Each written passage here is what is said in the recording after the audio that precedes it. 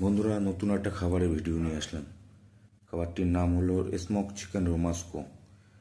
এই প্রথমে bell paper slice করে কেটে নিয়ে প্যানের মধ্যে দিয়ে প্যানটাকে সতে করে জল দিয়ে তারপরে পাস্তাটা উপরে দিয়ে পাস্তাটা দেওয়ার পর ওর মধ্যে সল্ট পেপার দিয়ে একটু নাড়াচাড়া দিয়ে দেওয়ার পর ভালো করে স্টিম করার পর একটু ভালো করে সল্ট পেপার টেস্ট করার পর তারপরে ওর একটা সসের গ্রেভি হবে। গ্রেভিটার মধ্যে চিকেনটা ঢেলে দিতে হবে। চিকেনটা ঢালানোর পর ভালো করে গরম করে চিকেনটা যেটা সফট হবে সেটা বানিয়ে রেডি করে তারপর একটা প্লেটিং করতে হবে।